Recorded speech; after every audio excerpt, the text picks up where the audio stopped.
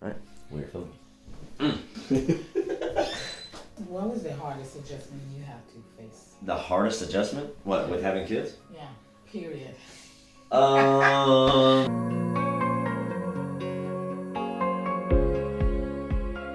Hey, what's up? We're talking about adjustments with pregnancy and stuff like that. If I'm talking about the biggest adjustment that I had, it definitely was with Marie, going from living with my parents, not paying any bills except for my phone bill. Now all of a sudden, okay, we're living together.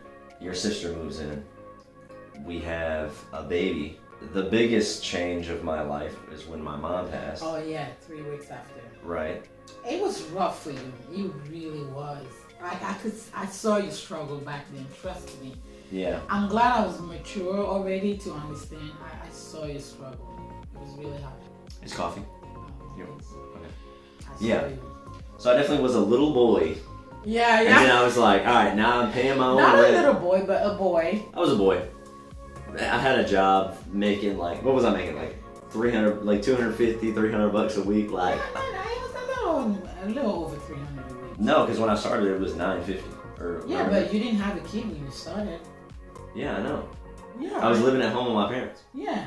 So I'm saying like, that money was good then. Oh yeah. But then it was like, now I'm paying rent. I have a kid. I have a fiance. But he was making more by then.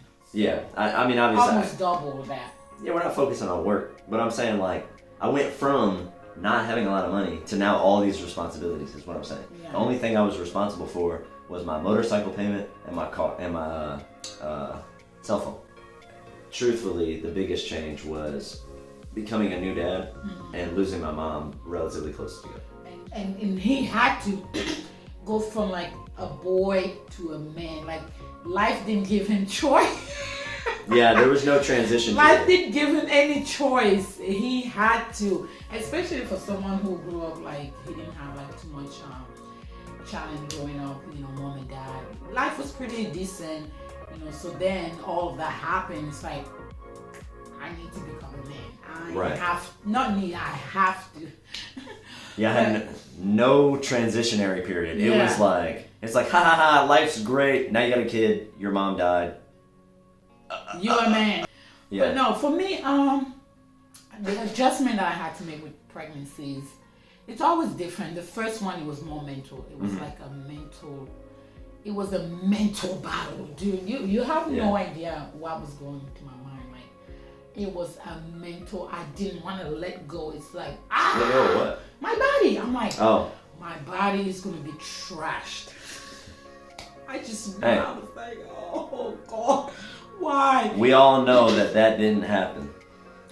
I was like, why? I just knew it was gonna get wrecked. And letting go of that was very, very, very difficult. I could say even now, I'm still thinking about it. I didn't let go of that until like 2 years after I had my first, where I was like, okay, Because here's you the thing. have to accept it. Yeah, because here's the thing.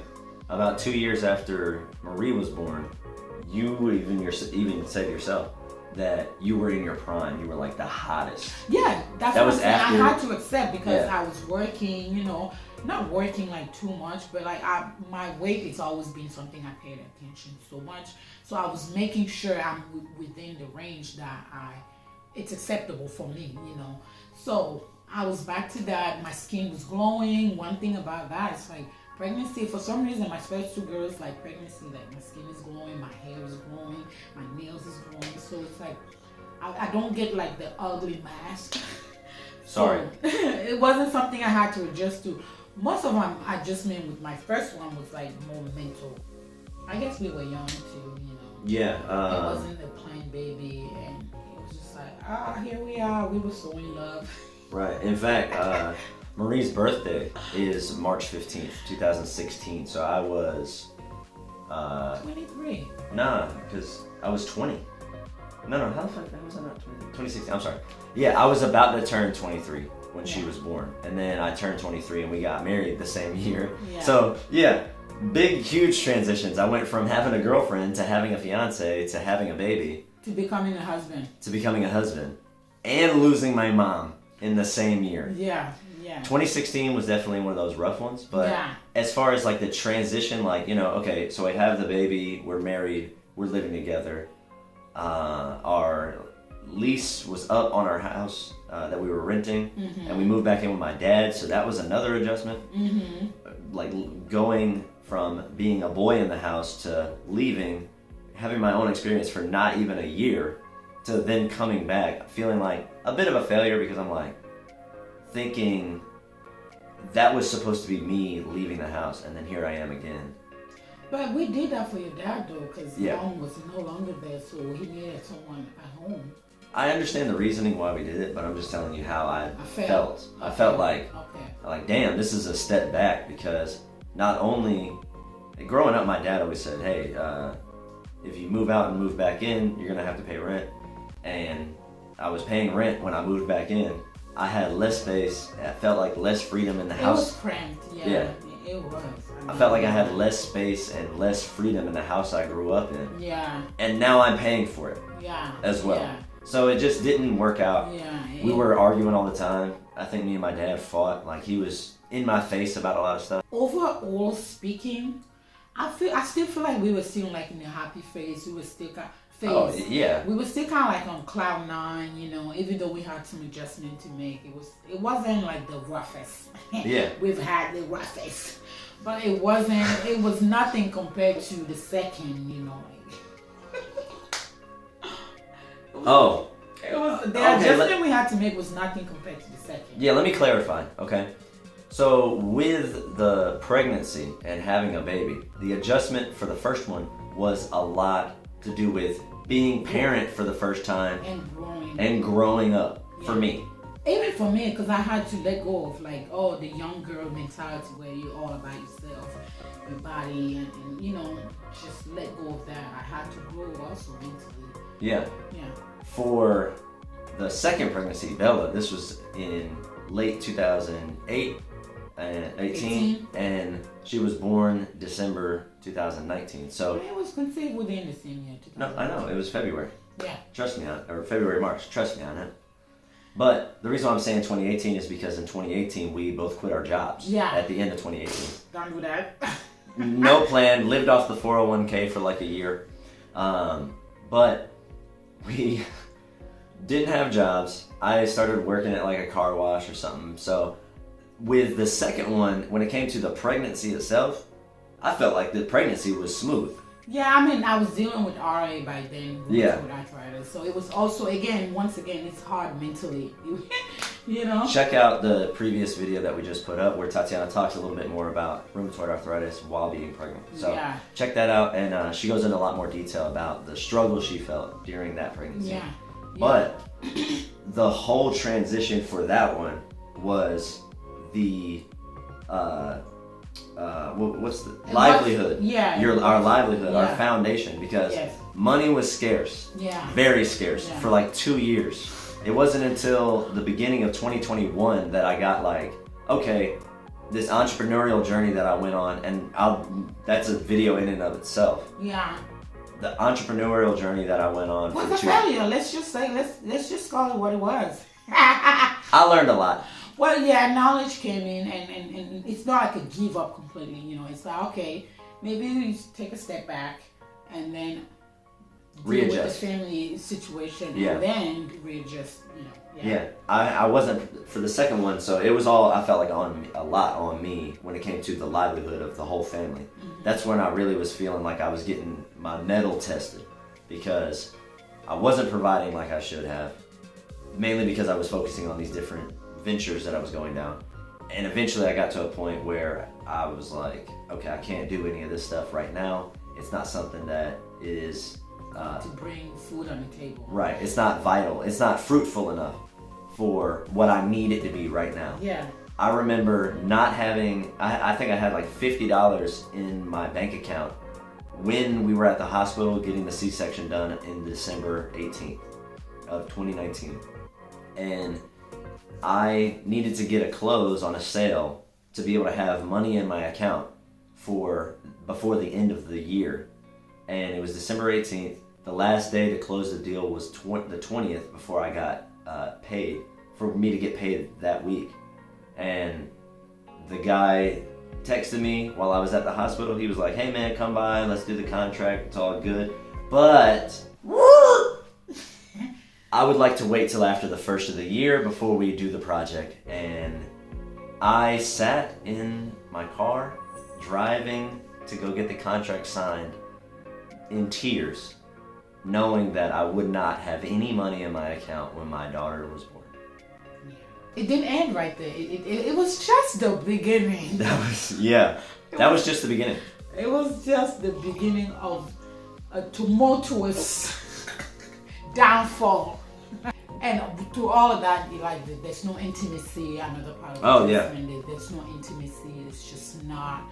I mean, thank God we really truly like love each other and we trust each other. But like there's no. At this point, we're literally like partners. Like we just like business partner or like roommates. You know, we know what we need. We know what we gotta get.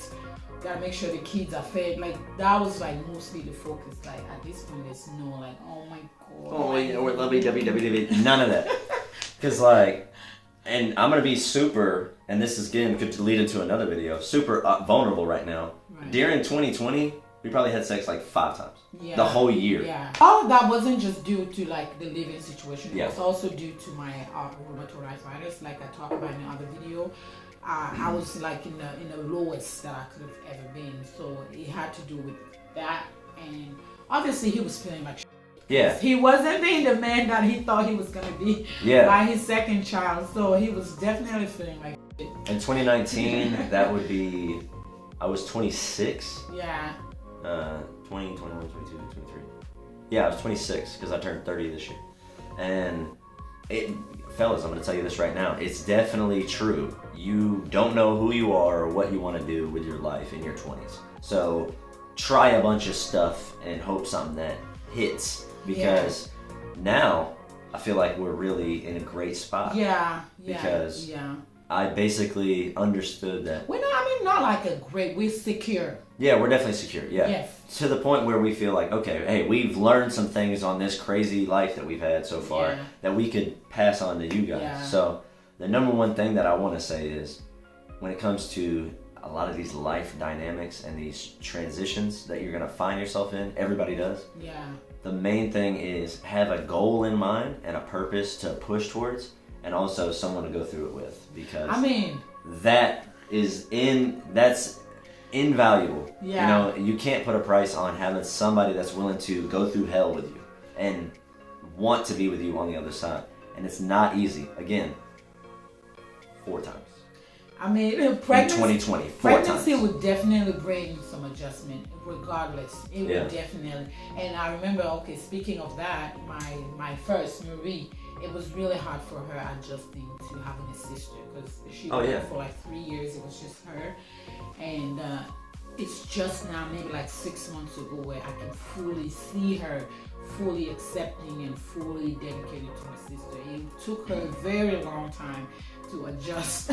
Yeah, I noticed that too. But I know with this one, it's not going to be as difficult because she's already used to being a big sister. Think about it. Hold on. Think about it. Because Marie was an only child for 3 years. Then Bella was born. Bella's only known life with a sibling. Yeah.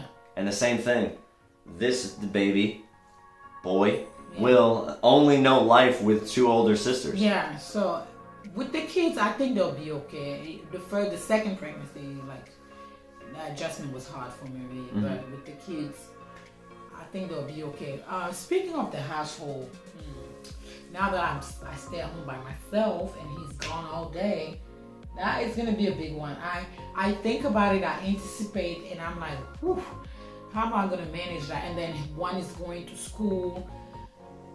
Give it 2 years. The other one will be going to school too. No, I know. I'm just saying, like, for the first few months, how we're going to adjust.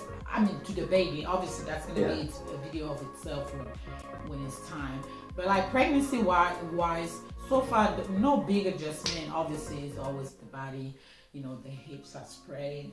It hurts. Yeah. Typical first trimester issues. And I'm pushing my kids to be a little bit more independent. That way, when I have the baby, so they're not too needy. So this is the time. The adjustment that I'm doing right now, I'm training them to be a little bit more independent.